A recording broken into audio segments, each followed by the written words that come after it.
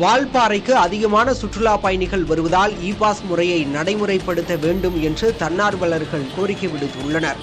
கோவையிலிருந்து 120 கிலோமீட்டர் தொலைவில் உள்ள வால்பாறையின் இயற்கை அழகை ரசிக்க ஏராளமான சுற்றுலா பயணிகள் வருகிறார்கள்.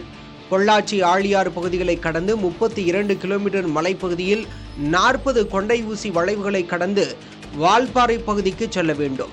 இங்கு சுற்றுலா பயணிகளை கவரும் வகையில் அமைந்துள்ள கூழாங்கல் ஆறு, நல்லமுடி பூஞ்சோலை காட்சி முனை, சின்ன கல்லார் நீர்வீழ்ச்சி மற்றும் ஆங்காங்கே காணப்படும் வன விலங்குகளை பார்ப்பதற்கு சுற்றுலா பயணிகள் வந்து செல்கின்றனர்.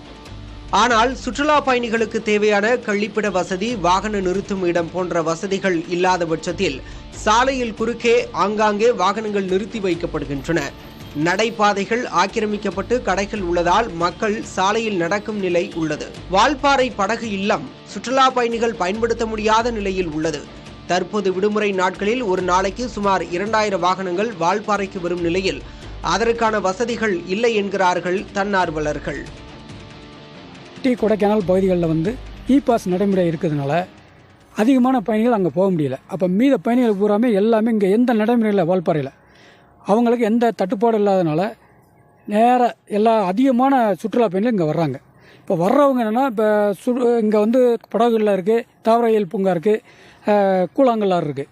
ஆனால் இங்கே வர்றவங்க இந்த பிளாஸ்டிக் கழிவுகள், குப்பைகள் எல்லாம் டன் கணக்கில் அங்கே சேர்ந்துருச்சு.